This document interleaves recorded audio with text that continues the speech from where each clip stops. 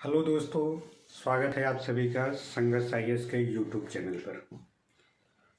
आज हम इस वीडियो में बात करेंगे विश्व के भूगोल में जो सीरीज स्टार्ट किए थे। हमने ब्रह्मांड के बारे में देखा, ब्रह्मांड की उत्पत्ति कैसे हुई, आकाशगंगा के बारे में देखा, गैलेक्सी के बारे में, और मंदाकिनी के बारे में देखा जो हमारे सौरमंडल का मंदाकिनी है, उसके बारे में हमने चर्चा किया। उसी को कड़ी का आगे बढ़ाते हुए हम आज यहाँ पे सूर्य के बारे में देखेंगे और उसके जो ग्रह हैं, उपग्रह हैं, क्षुद्र ग्रह हैं, एस्टेरॉइड या कमेट्स, पुच्छल तारा, मीटर्स, मीटरॉइड्स, इन सब के बारे में हम अध्ययन करेंगे। ठीक है, तो पहले वीडियो में आपने देखा होगा, वहाँ पे हमने देखा बिग बैंग थ्योरी के बारे में, किस तरह की थी, समावस्था थ्योरी कैसी थी, दोलन गति वाली थ्योरी देखा था उसमें, और हमने देखा कि आकाशगंगा किस तरह बनती है। आकाशगंगा की जो 3 भुजाएं होती हैं, चाहे उसकी माध्यमिक भुजा हो या माध्यमिक भुजा को युवावस्था कहते हैं, और जो कोर वाला पार्ट होता है उसको ओल्ड भुजा बोलते हैं, वृद्ध भुजा बोलते हैं, और सबसे पहले जो नवनीकृत भुजाएं होती है, जहाँ पे सबसे पहला ओरिजिन होता है, स्टार्ट होती है तारे के बनने का, उससे हम थर्ड भुजा के नाम से जाना जाता है। वो भ्रूण अवस्था भुजा के नाम से जाना जाता है, भ्रूण भुजा। ठीक है, तो वो हमारा जो सौरमंडल है, सोलर सिस्टम है, ये मध्य मंडल के अंतर्गत आता है। हमने देखा कि तारे किस तरह निर्माण होते हैं और तारों के निर्माण में क्या क्या प्रोसेस होता है। हमने वहाँ पे देखा चंद्रशेखर सीमा क्या होती है, जो सौरमंडल का द्रव्यमान के बराबर होता है, 1.44। और इसके बाद हमने देखा रेड जाइंट क्या होता है। हमने वहाँ पे देखा वो वाइट डॉर्फ जो क्या होता है, ब्लैक डॉर्फ क्या होता है, सफ़ेद बौना और काला बौना। सुपरनोवा प्रोसेस देखा था, और न्यूट्रॉन तारा के बारे में देखा था हमने वहाँ पे। और हमने देखा वहाँ पे ब्लैक होल की घटनाएं देखा, बल्ज क्या होता है, क्वासस क्या होता है, डॉग स्टार क्या होते हैं। तो इन सब के बारे में हमने वहाँ पे चर्चा की। प्रॉक्सिमल सेंचुरी क्या थी, कौन से तारे सबसे नज़दीक हैं, किस तरह का हमारी मंदाकिनी के नज़दीक कौन से और मंदाकिनियाँ हैं, आकाशगंगा हैं, उनके बारे में हमने चर्चा किया था। उम्मीद करता हूँ आप लोग हमारे पहला वीडियो देख चुके होंगे और अच्छे से आप लोगों की पढ़ाई चल रही होगी। अब सारे एग्ज़ाम नज़दीक आ रहे हैं, अच्छे से पढ़िए और कमेंट किया करिए, जिससे जो भी है, अगर हम लोगों को अभी हम लोग नए हैं, हालांकि एक्सपीरियंस काफ़ी साल है, लेकिन डिजिटल बोर्ड पे और डिजिटल पढ़ाने के लिए, ऑनलाइन पढ़ाने के लिए अभी नए हैं। ऑफलाइन काफ़ी समय से पढ़ाया जा रहा था, तो हो सकता है कुछ कमियां हों, जैसे कि अस्पष्ट लिखा हुआ न दिखना, क्योंकि कैमरे हमारे उसमें अच्छे हैं नहीं, हमारे पास डिजिटल बोर्ड नहीं है। हाँ, धीरे धीरे हम ले लेंगे, सारी चीज़ें करेंगे। अभी हम स्टार्ट किए हैं, हमारे पास जितना इक्विपमेंट था, उपकरण था, उसी के जरिए स्टार्ट किए हैं। और आप लोग यदि सपोर्ट करते हैं, हमारी मेन कोशिश है कि आप लोगों को सही ज्ञान देना, सही चीज़ बताना, जिससे आपका सिलेक्शन हो जाए, आप सफल हो जाए, आप अफसर बन जाए। यदि आप अफसर बनते हैं तो आपका एक रेपुटेशन, आपके गांव, देश, समाज, इस देश के लिए काफ़ी अच्छा काम करेंगे। हम लोग बस यही चाहते हैं। चलते हैं अपने टॉपिक की ओर। आज हम बात करेंगे सन के बारे में, सूर्य। सूर्य एक तारा है और उसके बनने की जो प्रोसेस थी हमने बताया था। हर तारे बनते हैं, जो आकाशगंगाएं हैं जितनी भी, वहाँ का एक बल्ज क्षेत्र होता है, ब्लैक होल होता है। प्रसार होने की जो आज ब्रह्मांड प्रसार हो रहा है, ग्रह उपग्रह से दूर जा रहे हैं, तारे तारे से दूर जा रहे हैं, ये सब अभी बहुत सारी क्यों जा रहे हैं, किस लिए जा रहे हैं, क्या इनका एक्टिविटी हो रही है, कौन सी एनर्जी ऐसी है, तो अभी इन सब पर रिसर्च चल रहा है।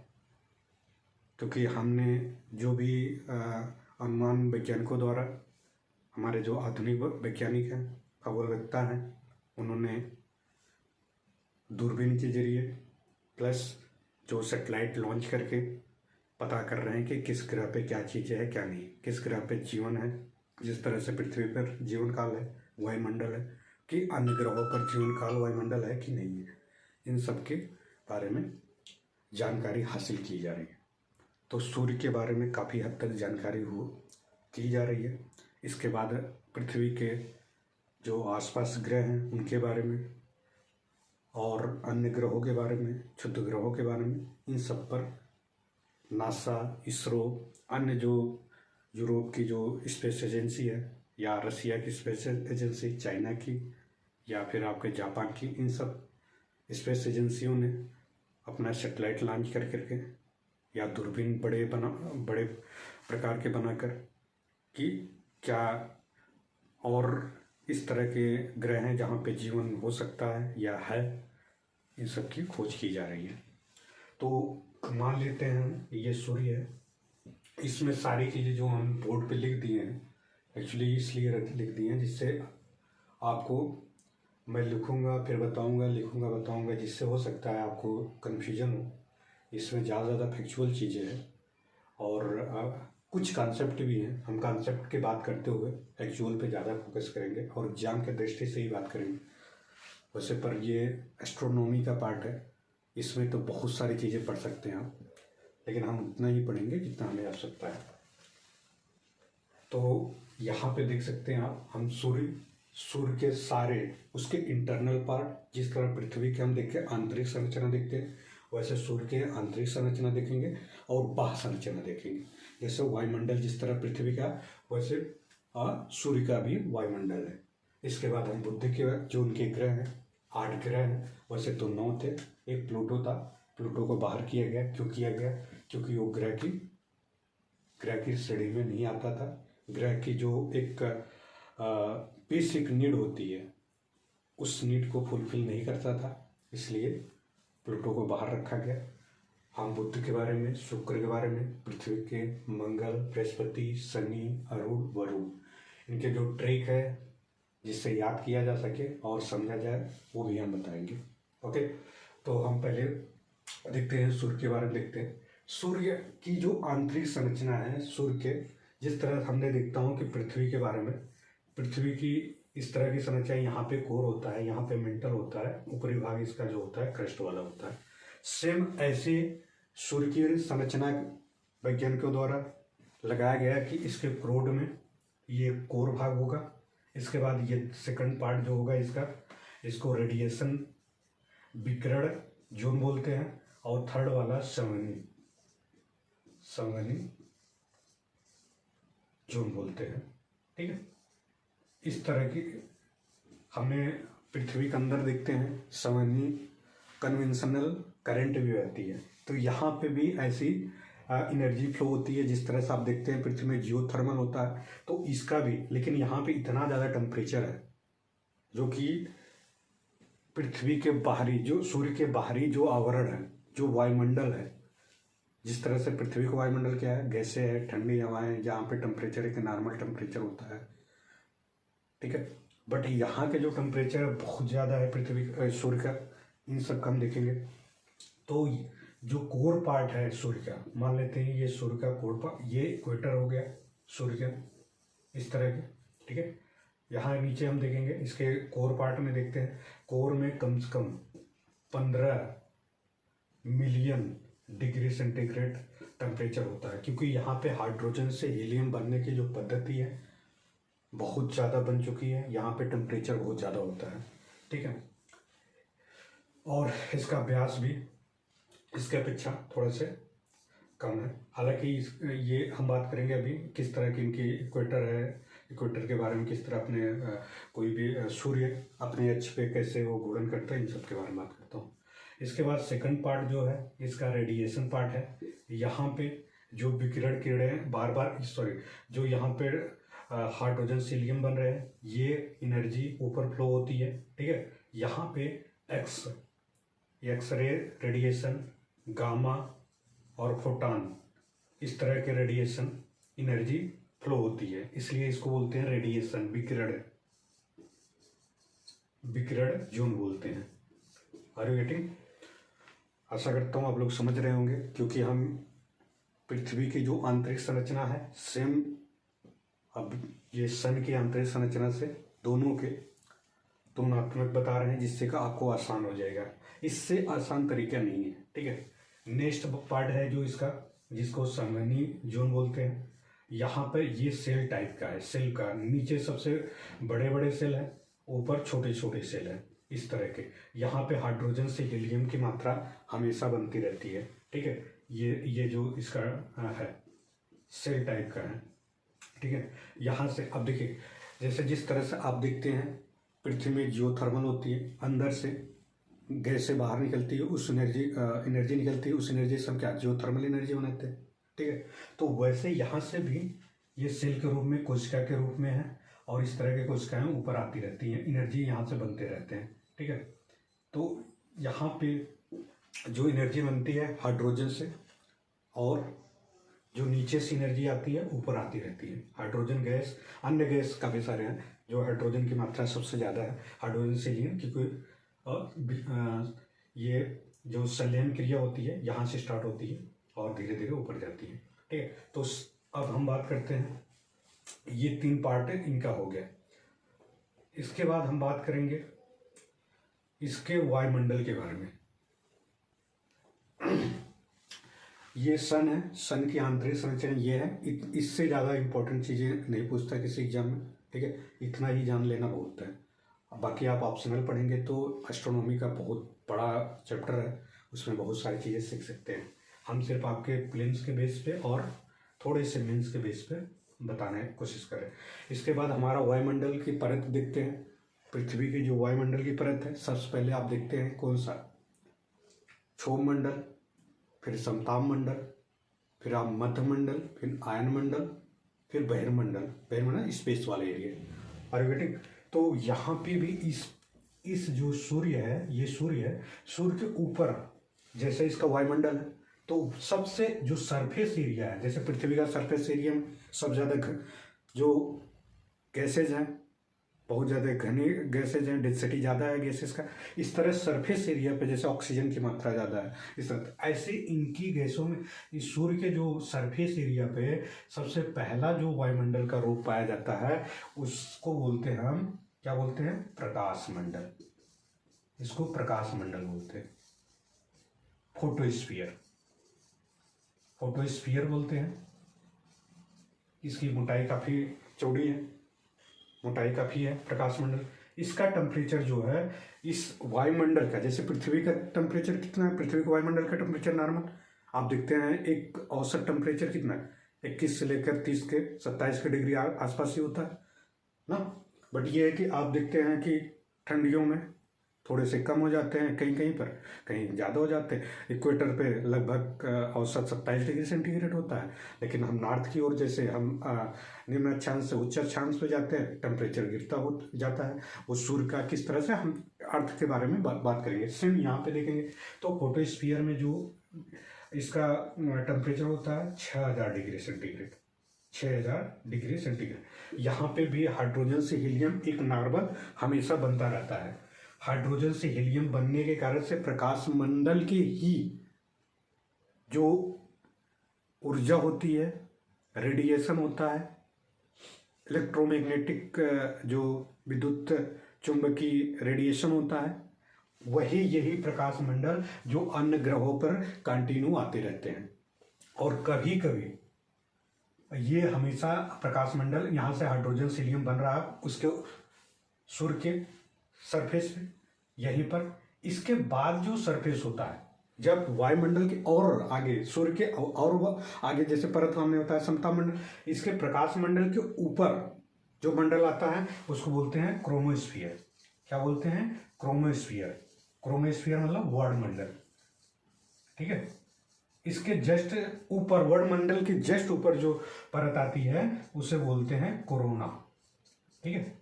अब हम इन तीनों के बारे में आपको थोड़ी सी बताने की कोशिश करेंगे और क्या क्या चीज़ें यहाँ पे घटित होती है, कुछ टेक्नोलॉजी के बारे में बात करेंगे, ठीक है। तो अब प्रकाश मंडल में हम किया, इसके सबसे जो सूर्य की ऊपरी सबसे सरफेस के एरिया होता है, प्रकाश मंडल, वहाँ पे टेम्परेचर 6000 डिग्री सेंटीग्रेड। वहाँ से क्या बन रहा है, बराबर हाइड्रोजन से हीलियम बन रही है, गैसेज निकल रही हैं, एनर्जी निकल रही है। एनर्जी कहाँ तक आ रही है, वायुमंडल तक आती है, क्रोमोस्फीयर आती है। क्रोमोस्फीयर में जैसे आएगी एनर्जी ऊपर आएगी, जैसे मान लीजिए आपको एनर्जी पृथ्वी पर बन रही है और जैसे हम ऊपर जाते हैं तो एनर्जी की टेम्परेचर मात्रा घट जाती है। इसी तरह सूर्य का भी है, आर यू गेटिंग?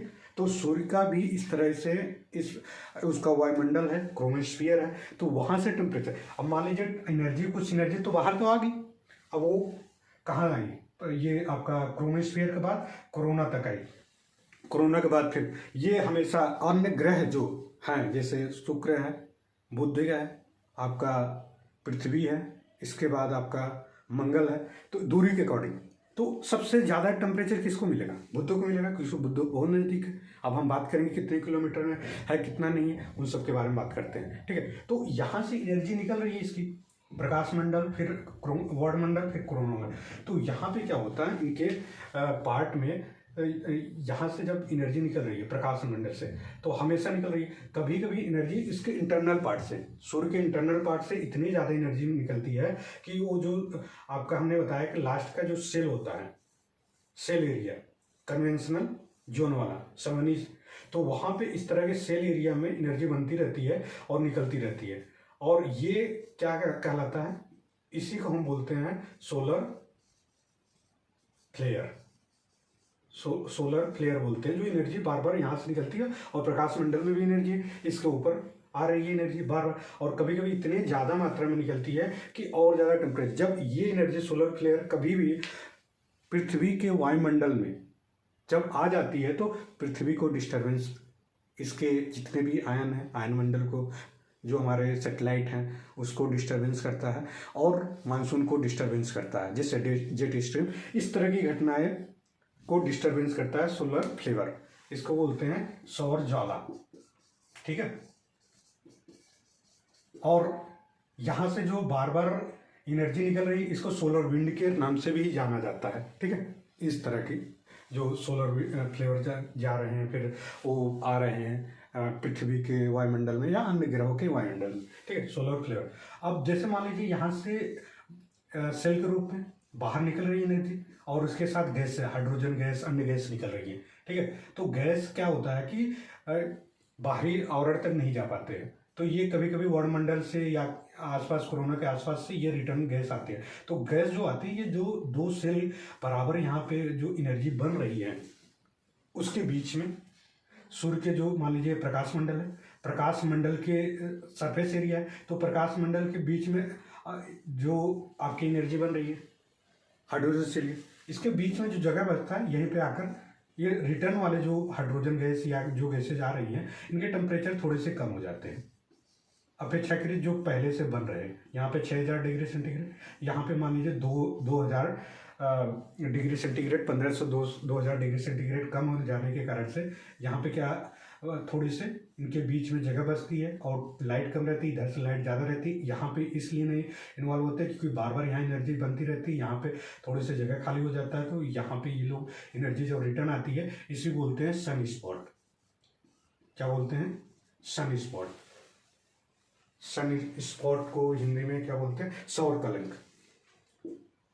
सौर कलंक बोलते हैं।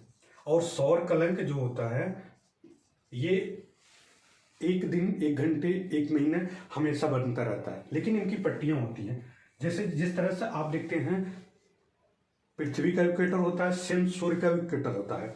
सूर्य का भी विषुवत रेखा होती है, ठीक है, भूमध्य रेखा होती है। तो भूमध्य रेखा से 5 अंश और 40 अंश बीच में, नॉर्थ से लेकर साउथ तक 5 अंश नॉर्थ, फिर 40 अंश, इसके बीच में हमेशा ये सौर कलंक बनते हैं। और इनका बनने का ये 5.5 अंश, इधर साइड 5.5 अंश, 11 वर्ष लग जाता है। 11.1 वर्ष लगभग लग जाता है एक फेज, एक चरण पूरा करने में सौर कलंक का, ठीक है। ये इंपॉर्टेंट जो फैक्ट था मैंने बता दिया। और ये घटनाएं कैसी होती है, किस तरह की होती है, सोलर फ्लेयर का या सौर कलंक का, इनके बारे में हमने बात किया, ठीक है। इसके बाद जो सौर वर्ष होता है, जो सूर्य अपना एक चक्र पूरा करता है, 250 मिलियन 25 करोड़ वर्ष लगभग इतना टाइम लगता है।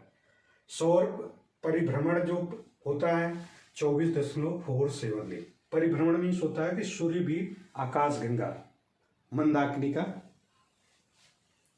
चक्कर करता है, गोल गोल घूमता है, ठीक है, तो उसको बोलते हैं सौर परिभ्रमण। तो ये 24.47 दिन होता है, करीब 7.25 अंश पे पृथ्वी ये सूर्य अपना कोण बनाती है, ठीक है। जिस तरह से पृथ्वी का कोण बनाती है उस तरह से सूर्य और मंदाकिनी के बीच में कोण बनता है, ठीक है। कोरोना का बाहरी आवरण में जो, हाँ कोरोना के बारे में बात करो। कोरोना क्या होता है, तो जो वर्णमंडल से लास्ट का जब एनर्जी बचती है तो वो कोरोना में आती है। तो कोरोना में क्या होता है, यहाँ पे जो एनर्जी आती है, जिस तरह से हमने बात किया समताप मंडल हुआ, समताप मंडल के बाद मध्य मंडल, आयन मंडल। आयन मंडल में क्या होता है, आयन होते हैं, इलेक्ट्रॉन और न्यूट्रॉन, इस तरह की जो होती है इलेक्ट्रॉन की मात्रा ज़्यादा होती है। आयन धन आयन या ऋण आयन होते हैं ना, नेगेटिव और पॉजिटिव। सेम कोरोना में भी यही क्रिया होती है। यहाँ पे भी जो एनर्जी होती है, यहाँ पे क्या होता है, वो आयन में बदल जाते हैं, इलेक्ट्रॉन और आयनों में टूट जाते हैं, पॉजिटिव नेगेटिव में। इस तरह के इलेक्ट्रॉन की मात्रा ज़्यादा होती है, फिर रेडिएशन ज़्यादा होते हैं। तो इस तरह की कोरोना का पार्ट होता है, ठीक है। ये सबसे बाहरी आवरण होता है सूर्य का, ठीक। हमने सूर्य के बारे में जो इम्पोर्टेंट फैक्ट था इस सब के बारे में बात कर लिया। अब हम इसके ग्रह के बारे में बात करते हैं। ग्रह के बारे में जानने के लिए आप क्या करेंगे, सूर्य की जिस तरह से निर्माण हुआ और सूर्य के निर्माण के दौरान ही ग्रहों का निर्माण हुआ, कुछ समय के बाद हुआ, ऐसा नहीं कि उसी समय सूर्य से ही निर्माण हुआ है। इसके तारे से टूटने के बाद सूर्य के जो भाग टूटा उस समय, उस दौरान ये ग्रह का निर्माण हुआ। अब ग्रह के बाद उपग्रह का निर्माण हुआ, उपग्रह के बाद क्षुद्र ग्रह के निर्माण हुए जो एस्टेरॉयड के। तो हमारे पास जो पृथ्वी सूर्य के, जिस आप समझ सकते हैं कि जैसे एक पिता होता है, उसके बेटे होते हैं। सूर्य समझिए एक पिता है, उसके 8 बेटे हैं। एक 9 बेटे था, लेकिन एक थोड़े से लापरवाही के कारण से उसे बाहर कर दिया गया, उसको बहिष्कृत कर दिया गया, प्लूटो को, ठीक है, क्योंकि वो सही उसका चाल ढाल नहीं था। अगर चाल ढाल ठीक होता तो प्लूटो को भी रखते ना, समझ सकते हैं। हम देखेंगे बुध के बारे में, देखेंगे इसके एक ग्रह है, शुक्र के बारे में, पृथ्वी के बारे में, मंगल के बारे में, बृहस्पति के, शनि के, अरुण के, वरुण के। प्लूटो को बाहर किया गया, क्यों बाहर किया गया उस पर हम चर्चा करते हैं। तो बुध की जो 8 ग्रह हैं, सूर्य के जो 8 ग्रह हैं, तो 8 ग्रह में सबसे नजदीक, अब इनके दूरी के अकॉर्डिंग हमने सीरियल क्रम लिखे हैं, अवरोही क्रम में, कि मतलब सबसे नजदीक फिर सबसे दूर। सबसे नजदीक जो है मरकरी है, मरकरी मतलब बुध। इसका एक ट्रिक है, हमने लिखा हूं माई वेम्ज सन। माई से मरकरी, वी से वेनस, ई से अर्थ, यम से मार्स, इसके बाद जे से जुपिटर, इसके बाद यस से सैटर्न, यू से यूरेनस, एन से नेपच्यून। ये डिस्टेंट के अकॉर्डिंग, सबसे नजदीक इसके बाद दूर। तो इस तरह से इनका क्रम है। तो पृथ्वी की बारे में हम सबसे ज़्यादा डिटेल देखेंगे, क्योंकि हम पृथ्वी पर रहते हैं और विश्व का भूगोल जो आता है, हम पृथ्वी के बारे में अपने प्रीलिम्स के दृष्टि से और मेंस के दृष्टि से हम उस पर फोकस करेंगे। बाकी हम थोड़े थोड़े जो इनके फैक्ट हैं, जो क्वेश्चन पूछ सकते हैं, ज़्यादा क्वेश्चन तो नहीं पूछता लेकिन कभी कभी पूछ लेता है। हमने कॉन्सेप्ट बताया, कॉन्सेप्ट पूछ लेता है, क्या क्या होता है कॉन्सेप्ट। हमने ब्रह्मांड के बारे में, आकाशगंगा के और इसके दोनों के सोलर के बात की है। पृथ्वी के कॉन्सेप्ट हम पूरा देखेंगे। बुध सबसे नज़दीक है। अब जैसे मान लीजिए यहाँ पे जो सोलर विंड से सबसे ज़्यादा जो सोलर विंड आ रही है या टेम्परेचर बढ़ रहा है, तो सबसे ज़्यादा टेम्परेचर किसका होगा? बुध होगा, सबसे नज़दीक। इसकी दूरी कितनी है? करोड़ किलोमीटर में 5.8 किलोमीटर। कितना है? 5.8 किलोमीटर। और इसके बाद शुक्र की जो दूरी है 10.8 किलोमीटर है। इसके बाद 14.96 14.96 है, 96 करोड़ किलोमीटर है। ये सूर्य से पृथ्वी की दूरी। इसके बाद हम देखते हैं मंगल की दूरी कितना है, 22.79 ये 22.79 बोलते हैं करोड़ किलोमीटर है, जो आपका सूर्य से मंगल की दूरी है। इसके बाद बृहस्पति की जो दूरी है 77.83 करोड़ किलोमीटर है। नेक्स्ट हम बात करते हैं शनि की, सैटर्न की 143.4 करोड़ किलोमीटर। इसके बाद फिर हम देखते हैं वरुण की 287.3 करोड़ किलोमीटर। इसके बाद नेपच्यून की 449.66 करोड़ किलोमीटर, 449.66 किलोमीटर। तो सबसे दूर कौन सा है, वरुण है, सबसे नजदीक बुध। ठीक है, ये आपके बारे में। पृथ्वी दूरी के अकॉर्डिंग 3rd नंबर पे, शुक्र 2nd नंबर पे, दूसरे नंबर पर, मंगल 4th नंबर पे, और 5th नंबर पे कौन सा है, बृहस्पति।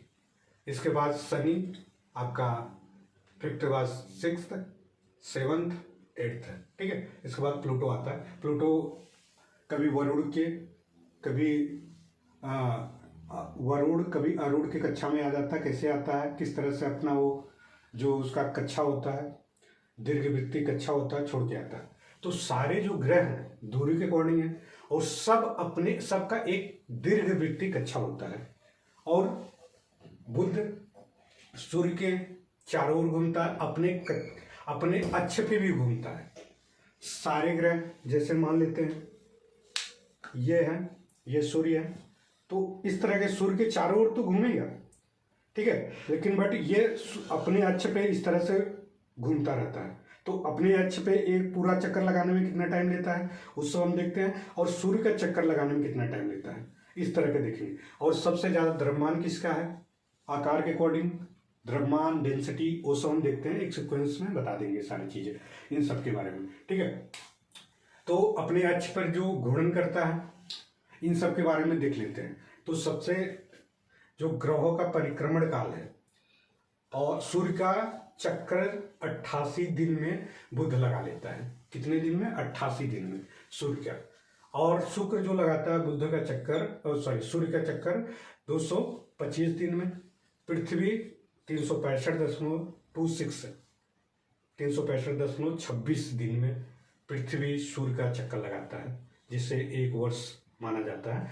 अब थोड़ी सी कंसेप्ट इसके देखेंगे अभी। इसके बाद फिर हम देखते हैं मंगल का। मंगल का जो सूर्य का चक्कर लगाता है 687 दिन। इसके बाद बृहस्पति, जुपिटर 11.86 वर्ष में लगाता है। इसके बाद शनि 29.5 वर्ष। इसके बाद 84 वर्ष में आपका वरुण, अरुण 164.8 वर्ष में आपका वरुण। ठीक है, तो दूर जैसे देखिए ग्रह बुध सबसे नजदीक, इसलिए जल्दी चक्कर, शुक्र उससे, पृथ्वी उससे, जैसे जैसे दूर के अकॉर्डिंग है वैसे वैसे इनकी दूरी बढ़ी जा रही है। ठीक है, सबसे लास्ट में कौन लगाएगा, वरुण, और सबसे पहले कौन लगाता है, बुध। ठीक है, लेकिन यहाँ पे कुछ एक दिक्कत है, ये जो सारे तो दूरी के अकॉर्डिंग परिक्रमण करते हैं सूर्य का, बट अपने अक्ष पे इनका थोड़ा सा डिफरेंस है।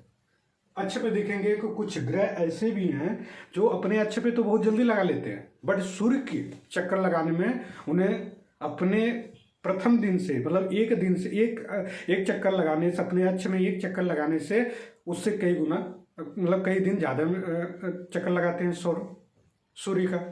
ठीक है, तो देखते हैं घूर्णन अवधि जो एक दिन में एक चक्कर लगाता है अपना बुध, इसका 58.65 दिन है।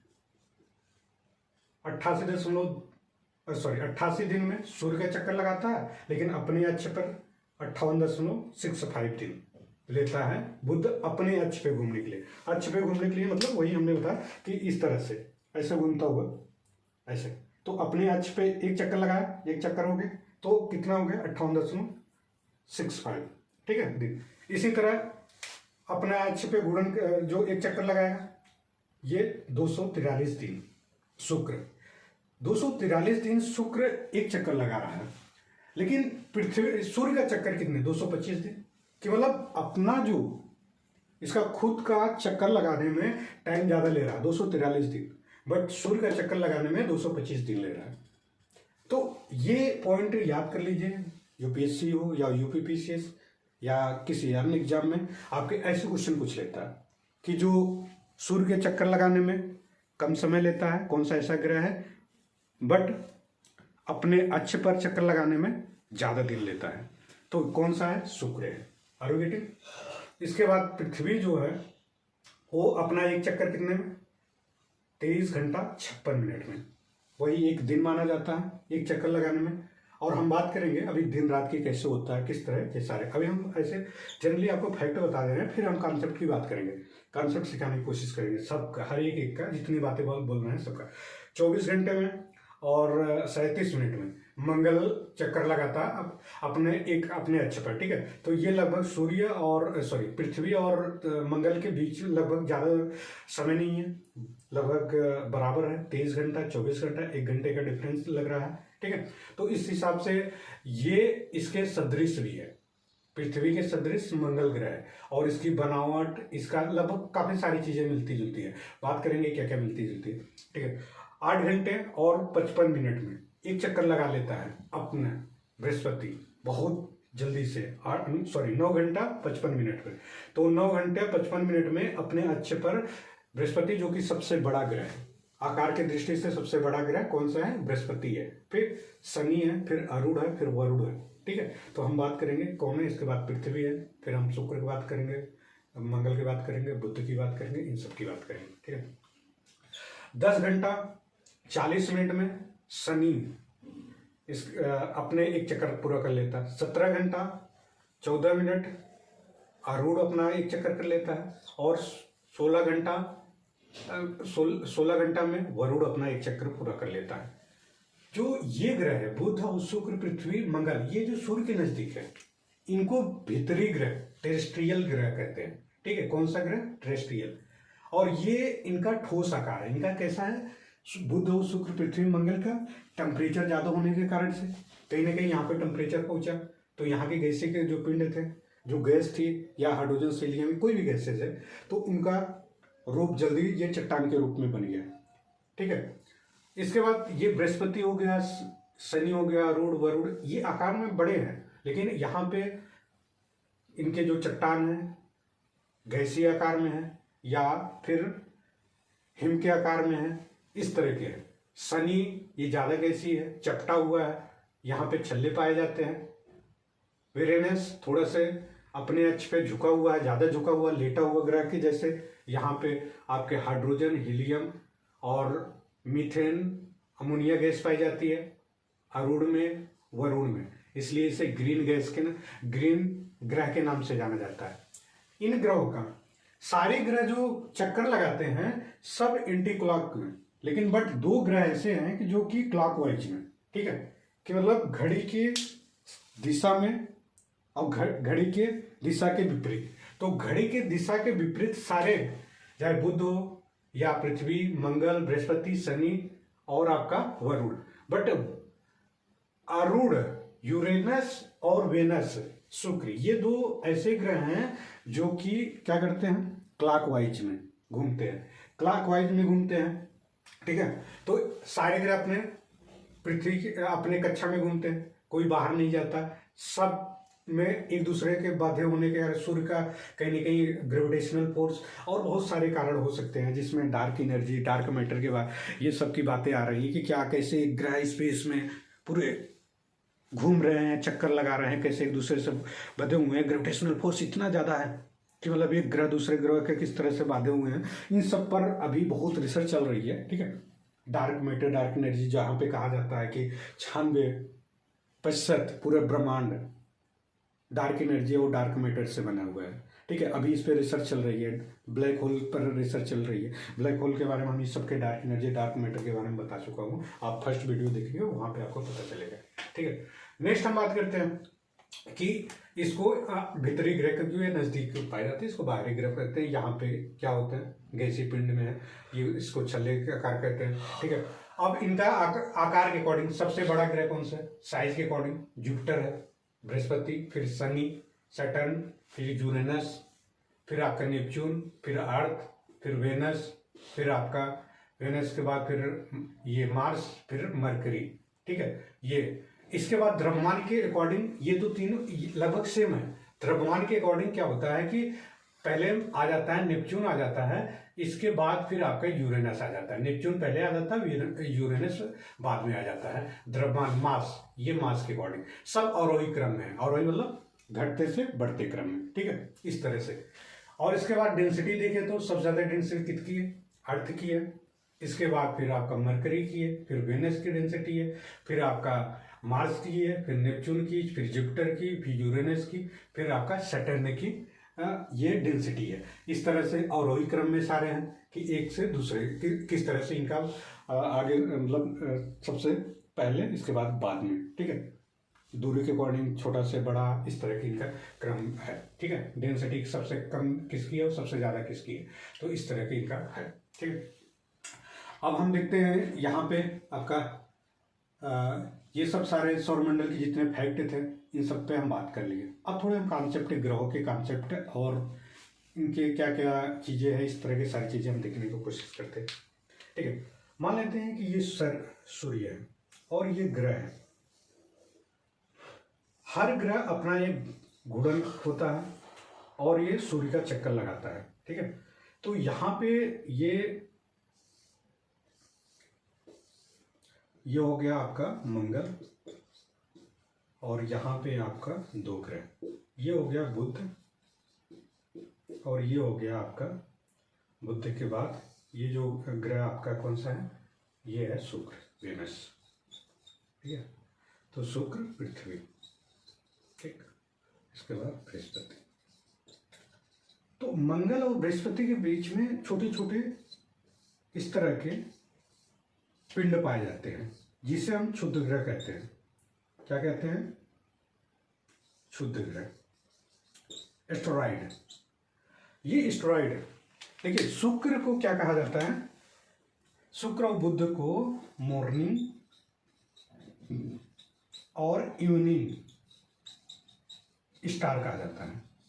सबसे ज्यादा टेम्परेचर किसका होगा, बुध का, तापांतर, इसके बाद शुक्र का, फिर पृथ्वी। यहां पे देखिए जैसे मान लीजिए मॉर्निंग और इवनिंग स्टार क्यों कहा जाता है, इसलिए कहा जाता है जब सूर्य इस तरह से अपना किसका चक्कर कर रहा है, ये परिक्रमा कर रहा है आकाश गंगा का, और पृथ्वी किसका परिक्रमा कर रहा है, पृथ्वी सूर्य का परिक्रमा कर रहा है और अपने अक्ष पे। तो मान लेते हैं कि इस शुक्र भी परिक्रमा करेगा सूर्य का अपने अक्ष पर, बुध का। तो कभी कभी क्या होता है, जो सूर्य होता है ये पृथ्वी के किसी एक छोर पर लाइट जा रही है, इधर साइड लाइट जा रही है, इधर साइड लाइट नहीं जा रही है, क्योंकि पृथ्वी इस तरह से है ना, ऐसे चक्कर लगा रही है। तो इस जिस लाइट रहती है वहां पे दिन होता है, और जहां पे लाइट नहीं होती वो अंधेरा होता है, तो रात बोलते हैं वहां पे, ठीक है। तो ये मॉर्निंग और इवनिंग स्टार के नाम से इसलिए जाना जाता है। तो यहाँ के क्या होता है, कभी कभी यहाँ पे पड़ती है लाइट, यहाँ पे लाइट पड़ गई, इसकी लाइट बुध पे पड़ी और शुक्र पे पड़ी, इधर साइड से बुध, तो यहाँ की लाइट क्या होती है, रिफ्लेक्ट होकर कहाँ पे आती है, मॉर्निंग के टाइम, या मॉर्निंग इधर कर लेते हैं, इवनिंग के टाइम। तो हम इसको बोलते हैं इवनिंग स्टार। यहाँ की लाइट आती है, ये छोटा छोटा दिखता है, ठीक है, सबसे पहले लाइट, और यहाँ की जब रेडिएशन आएगा इस पे आएगा, फिर यहाँ पे चमकेगा। तो मान लीजिए अंधेरा हो रहा है, शाम हो रहा है, रात हो रहा है, तो इसको हम बोलते हैं, या सुबह हो रही है तो सबसे पहले लाइट आ रही है। तो इसकी जो प्रकाश की लाइट होती है बुध की और शुक्र की, तो ये लाइट जब यहाँ पे पहुँचती है तो लोगों ने, यूनानियों ने बताया इसको मॉर्निंग स्टार, ठीक है। ये सबसे पहले दिखाई देता है इसके स्टार को, लाइट को पृथ्वी पर, इसलिए इसको ये घटनाएं होती है मॉर्निंग और इवनिंग स्टार की, ठीक है। नेक्स्ट हम बात करते हैं क्षुद्र ग्रह। अब क्षुद्र ग्रह ये यहाँ पे इसलिए बने, जब मंगल ग्रह है इसलिए छोटा है और ये बृहस्पति बड़ा है, पृथ्वी है। यहाँ की जब बन रहे थे ग्रह ये टूटा, यहाँ पे छोटे छोटे पिंड बन गए और ये पिंड अट्रैक्ट हो जाते हैं कभी कभी बृहस्पति से, कभी कभी किससे अट्रैक्ट हो जाते हैं, आपके मंगल ग्रह से। अब ये ग्रह कभी कभी क्या होते हैं, अपने जो इस मंगल ग्रह के एंटी क्लॉकवाइज ये परिक्रमा कर रहे हैं, घूम रहे हैं, बट कभी कभी ये अपने कक्षा छोड़ देते हैं, कक्षा छोड़ देते हैं, अपना ऑर्बिट छोड़ देते हैं। ऑर्बिट छोड़ने से, ऑर्बिट से बाहर आते हैं और ये या तो पृथ्वी पे आकर टकराएंगे या तो फिर ये आकर किस पे टकराएंगे, आपके ये शुक्र पर या तो बुध पे आकर टकराएंगे, ठीक है। तो इस तरह के, तो जब कभी पृथ्वी पे आकर गिरते हैं तो यहाँ से जब चलें, ये यहाँ पे रनिंग स्टार के नाम से जाने जाते हैं। फिर इसको बोलते हैं आपका, क्या बोलते हैं, उल्का पिंड बोलते हैं। जब वो यहाँ से अपनी कक्षा छोड़े इधर साइड आए और ये थोड़े से आगे निकल गया तो आकर पृथ्वी पे गिरे, तो यहाँ पे जब पृथ्वी पे गिरेंगे तो कहीं कहीं उल्कापात होगा। जिस तरह से आप लोनार झील देखते हैं, लोनार झील क्या कैसा है, एक उल्का से बना हुआ झील है, क्योंकि जब गिरेंगे गड्ढे होगा। अब मान लीजिए कोई पृथ्वी है, पृथ्वी अपने अक्ष पे झुकी हुई है और इसका पहले की गति जो थी काफ़ी तेज थी, अब धीरे धीरे इसकी गति कम हुई। पहले माना जाता है 18 दिन में ये अपना एक चक्कर पूरा कर लेता, अब 24 दिन में कुछ साक्ष्य प्राप्त हुए हैं, तो 24 दिन में 24 घंटे में, 18 घंटे पहले, अब 24 घंटे में। तो अब पृथ्वी इस तरह से इसकी गति धीरे धीरे कम हो रही है। तो जैसे मान लीजिए लट्टू है, लट्टू क्या है, इस तरह से नाच रहा है, धीरे धीरे जब उसकी गति ऊर्जा कम हो जाती है तो धीरे धीरे वो इधर साइड इधर साइड इधर साइड ऐसे लड़खड़ाने लगता है। पृथ्वी भी ऐसे लड़खड़ा रही है, 23.5 अंश झुकी हुई है, ठीक है। तो इस तरह की अब धीरे धीरे इसकी एनर्जी, मान लीजिए एस्टेरॉयड है, इस पे गिरा, वैसे तो आप देखेंगे जब एस्टेरॉयड कोई भी बाहरी जब पिंड आएगा पृथ्वी गिरेगा, कहीं ना कहीं पृथ्वी का द्रव्यमान बढ़ेगा। अगर द्रव्यमान बढ़ रहा है तो कहीं ना कहीं इसकी गति और कम हो जाएगी। अब बताइए, कोई व्यक्ति जो पतला है वो ज़्यादा दौड़ता है, तेज दौड़ सकता है, और जो थोड़े से खा पी कर मोटा हो जाता है, फैट ज़्यादा हो जाता है, उसको बैठने उठने चलने में भारी होता है ना। तो वो सारी चीज़ें अगर जैसे अब आप सोच रहे होंगे कि पृथ्वी पर अनाज उत्पन्न हो जाते हैं तो उससे पृथ्वी भारी हो रही होगी, इस तरह से नहीं, बिल्कुल इससे भारी नहीं होती, क्योंकि जो अनाज उत्पन्न होते हैं वो पृथ्वी के ही तत्व होते हैं। जल कहा जाता है, जल मिनरल्स जो होते हैं उसी के जो प्रकाश आती है, इसी से कोई भी पेड़ पौधा या बन रहा है, फिर वही नष्ट होता है, पृथ्वी में विलीन हो जाता है। तो इससे भार नहीं पहुंच रहा है, इससे द्रव्यमान नहीं बढ़ रहा है। बट अगर क्षुद्र ग्रह इस तरह से ग्रह आकर पृथ्वी पे गिरेंगे तो पृथ्वी की गति और कम होगी और एक समय आएगा पृथ्वी नष्ट हो जाएगी, खत्म हो जाएगी, पूरा जीवन यहाँ पे नष्ट हो जाएगा। या तो सूर्य का पूरा टेम्परेचर हाइड्रोजन से हीलियम बन गया, फिर धीरे धीरे वो रेड जॉइंट हो जाएगा, रेड जॉइंट से फिर व्हाइट डॉर्क बनेगा, फिर ब्लैक डॉर्क बनेगा, फिर वो जाकर एक दिन ब्लैक होल में समाहित हो जाएगी, या तो फिर वहीं पर खत्म हो जाएगा ब्लैक डॉर्क जो वो ठंडा होकर पूरी खत्म सब, या तो सुपरनोवा प्रोसेस होगा इस तरह से। लेकिन सुपरनोवा नहीं, ये सौरमंडल का द्रव्यमान थोड़े से कम इसकी कम है, चंद्रशेखर सीमा कम है उससे, इसलिए ये व्हाइट डॉर्क या ब्लैक डॉर्क बनेगा, इसके बाद फिर वो ब्लैक होल में समाहित हो जाएगा। इस तरह की घटनाएं होती रहती है। तो इस तरह का क्षुद्र ग्रह। और कभी कभी आप देखते हैं क्षुद्र ग्रह के बाद पुच्छल तारा क्या होता है? पुच्छल तारा कुछ नहीं होता। जैसे ये बृहस्पति सूर्य से दूर बहुत सारे ऐसे गैसीय पिंड होते हैं, गैसीय अवस्था धूलकण और हिम के रूप में, इस तरह से यहाँ पे काफी दूर बृहस्पति की इस पट्टी में, जुबियन के पट्टी में, इसको जुबियन बोलते हैं। जुपिटर से जुबियन रखा गया इसका नाम, बाहरी ग्रह का, और ये भीतरी ग्रह का टेरेस्ट्रियल ग्रह के नाम से जाता है, क्योंकि यहाँ पे मानव का मतलब चट्टान थोड़े से ठोस अवस्था में, और पृथ्वी पर जीवन का है और यहाँ पे भी संभावना बन सकती है, लेकिन अभी नहीं, पृथ्वी पर सिर्फ है, ठीक है। तो ये यहाँ पे गैस है, चट्टान के रूप जो गैसी चट्टान है या पिंड है, इसमें धूलकण, और कभी कभी ये अपना कक्षा छोड़कर यहाँ सूर्य के पास आ जाते हैं, सूर्य के नज़दीक, और सूर्य के नज़दीक आते हैं टेम्परेचर ज़्यादा है, फिर ये जलने लगते हैं, और जलने लगते हैं काफ़ी टाइम तक लगता है जलने में, तो उसी को हम कहते हैं कि पृथ्वी तारा है। ठीक है, तो ये पूरे जितने कॉन्सेप्ट थे इसके और जितने इम्पोर्टेंट चीज़ें थी हमने बात किया। इसको शुक्र को आप लाल ग्रह के नाम से जानते हैं। ठीक है, यहाँ पे आप ज़्यादा गर्म होता है, सॉरी गर्म ग्रह के नाम से जानते हैं इसलिए क्योंकि यहाँ पे ज़्यादा मात्रा में फेरस और हाइड्रोजन हीलियम की मात्रा पाई जाती है, और थोड़े से गर्म ज़्यादा होने के कारण से ये ज़्यादा लाइटिंग करता है, शाइनिंग करता है, इसलिए शुक्र को शाइनिंग ग्रह भी कहते हैं। बुध के बारे में हमने बता दिया, छोटा ग्रह है और हाई टेम्परेचर है। ठीक है, इस तरह सारी चीज़ें इसमें है। पृथ्वी का जुड़वा बहन शुक्र को कहा जाता है।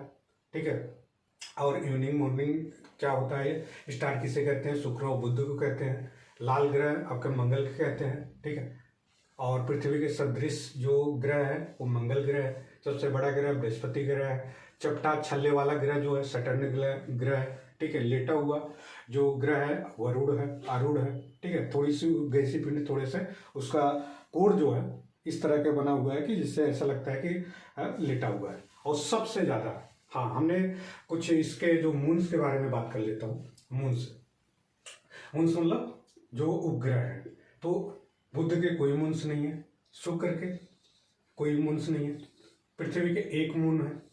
ठीक है, एक चंद्रमा है और एक उपग्रह है, और ये उपग्रह पृथ्वी के जो एंटी क्लॉकवाइज और वृत्ति पथ पर, ठीक है, दीर्घ वृत्ति पथ पर परिक्रमण कर रहा है, रिवॉल्यूशन कर रहा है। ठीक है, घूम रहा है। तो चंद्रमा के बारे में हम थोड़े बहुत बात करेंगे। ठीक है, और मंगल के 2 उपग्रह हैं, 2 मून हैं, फोबोस और डिमोस, और इसके बाद बृहस्पति के 79 है जो इम्पोर्टेंट है, गनीमेड और कैलिस्टो है। शनि के 82 मून है। ठीक है, उपग्रह है। टाइटन और रिया इंपॉर्टेंट है, कभी बार एग्जाम में पूछ सकता है और पूछा हुआ है। टाइटेनियम ये यूरेनस का है, 27 यूरेनस के मून है, उपग्रह है, और 14 उपग्रह वरुण के हैं। ट्राइटन एक जो इम्पोर्टेंट है, ट्राइटन नाम है। ठीक है, बाकी और बहुत सारे हैं, सबके नाम जानना जरूरी इम्पोर्टेंट नहीं, 14 का या 27 का, 82 का, सब जो इम्पोर्टेंट है आपके एग्जाम के दृष्टि से वो सब हम बता दी। नेक्स्ट बच रहा है आपका प्लूटो। प्लूटो को बाहरी ग्रह से बाहर करना रीजन क्या है, और इसके बारे में हम बात करते हैं। इसे ग्रह के श्रेणी से बाहर करके अब इसे डॉर्फ प्लेनेट के रूप में जाना जाता है। नहीं, पहले ये भी ग्रह के रूप में जाना जाता है। सबसे पहले क्लाइडेड टॉम्बेक खोज की है प्लूटो को 1930 ईस्वी में। ये 9वां सबसे छोटा ग्रह था, बट इसे 24 अगस्त 2006 में इंटरनेशनल एस्ट्रोनॉमिकल यूनियन की एक बैठक हुई चेक गणराज्य में, वहाँ पे फिर प्लूटो को बाहर किया गया। प्लूटो का रीजन क्या था, मान लीजिए ये सन है, सारे ग्रह जो है सूर्य का एक दीर्घवृत्तीय कक्षा में ऑर्बिट में चक्कर लगाते हैं, बट प्लूटो का क्या होता था, वो तो दीर्घवृत्तीय कक्षा में चक्कर तो लगाता था, कभी कभी अपने कक्षा का छोड़कर किसके कक्षा में आ जाता था, वरुण के। और ये जो मेन रीजन होता है किसी ग्रह को ग्रह में बदल, किसी ग्रह को सूर्य का ग्रह के श्रेणी में डालने का, वो अपने ऑर्बिट में कंटिन्यूअस घूमना।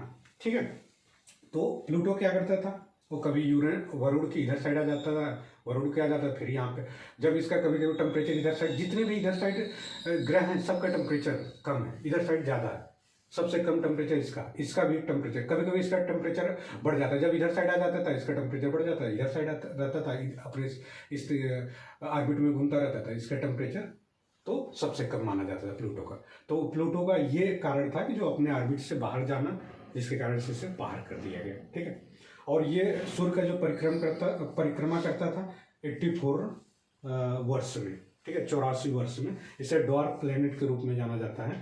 ठीक, बाकी सारी चीज़ें हमने बता दी है, जितने भी इम्पोर्टेंट फैक्ट थे सब कुछ इससे बाहर तो लगभग तो नहीं आएगा। अभी यहाँ से क्वेश्चन बहुत कम पूछता है, बट हमने सारे कॉन्सेप्ट क्लियर किया किस तरह से सूर्य के बारे में, सूर्य के इंटरनल पार्ट या तो कोर पार्ट हो या रेडिएशन पार्ट हो या कन्वेक्टिंग पार्ट हो, कन्वेक्टिंग जोन, संवहनी जोन वाला, या तो फिर हमने फोटोस्फीयर की बात किया, क्रोमोस्फीयर की बात किया।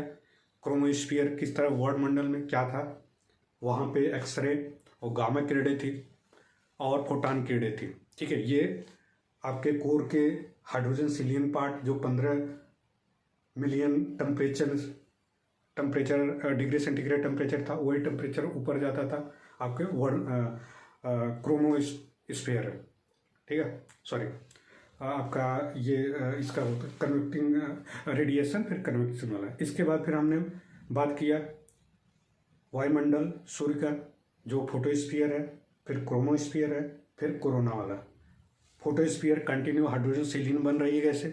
ठीक है, हमने आपका जो संवहनी वाला था वो कोशिका के रूप में वहाँ एनर्जी बनती थी।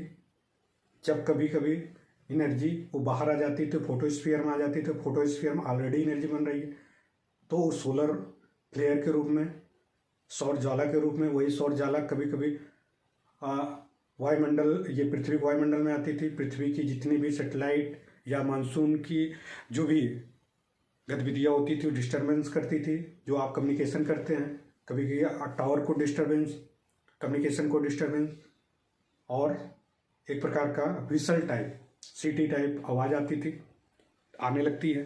ठीक है, जैसे रेडियो आप पहले चलाते थे तो उसमें क्या खर खर खर की आवाज़ आने लगती थी, वो सब, ये सब सोलर विंड की रीजन बताया जा रहा है अभी। ठीक है, इसके बाद हमने कोरोना के बारे में बात किया, जो लास्ट पार्ट होता है। जिस तरह से हमारा आयन मंडल होता है, उसमें आयन और इलेक्ट्रॉन के मात्रा ज़्यादा होती है। ठीक है, वो इलेक्ट्रॉन आयन कभी कभी अपना कक्षा छोड़कर ये पृथ्वी के वायुमंडल में आते हैं, वो भी डिस्टर्बेंस करते रहते हैं। ठीक है, ये बात हमने किया। इसके बाद हमने सारे ग्रह के बारे में जितने इंपॉर्टेंट फैक्ट थे उनके बारे में बात किया, और अन्य क्षुद्र ग्रह हो गया या पुच्छल तारा हो गया, उल्का हो गया, उल्का पिंड कैसे बनता, किस तरह से ग्रह किस तरह से बने थे, ये सब सारे बातें हमने कर लिया। तारे, ये चैप्टर लगभग खत्म हो गया। कुछ जैसे घटनाएं होती हैं, चंद्र ग्रह, सूर्य ग्रहण, इसको हम नेक्स्ट जब पृथ्वी के बारे में बात करेंगे और चंद्रमा के बारे में बात करेंगे वहाँ पे सारे देख लेंगे। और चंद्रमा पे भी क्रेटर पाए जाते हैं, उसका रीज़न यही होता था कि ये पृथ्वी है, यहाँ पे चंद्रमा पृथ्वी का चक्कर लगा रहा था, तो मंगल ग्रह पे क्या होता है, मंगल और पृथ्वी के बीच में क्षुद्र ग्रह है। कभी कभी ये क्षुद्र ग्रह मंगल आगे निकल गया और चंद्रमा यहाँ बचा हुआ चंद्रमा है, तो ये क्षुद्र ग्रह आकर यहाँ पे गिरते थे उल्का पिंड के रूप में, और उल्कापात यहाँ पे भी क्रेटर पाए जाते हैं। ठीक है, ये सब सारी बातें हम बाद में कर लेंगे। चंद्रमा के वीडियो बहुत लंबी हो जाएगी, हालांकि हमने लगभग जितने भी फैक्ट थे, कंसेप्ट थे, समझा दिया हूँ। बाकी पृथ्वी के बारे में बात करेंगे अब पूरा डिटेल में, यहाँ से जो फिजिकल भौतिक भूगोल होता है स्टार्ट करेंगे, फिर उसमें बाकी सारी जो कंसेप्ट और करंट की बातें रहेगी उसमें देख लेंगे। ब्लू मून क्या होता है, अन्य जितने भी ब्लड मून, ये सब के बारे में। आशा करता हूँ आप लोग को पढ़ाई अच्छी चल रही होगी, और यदि वीडियो अच्छा लगता है आप लाइक करिए, शेयर करिए, सब्सक्राइब करिए। धन्यवाद, थैंक यू सो मच।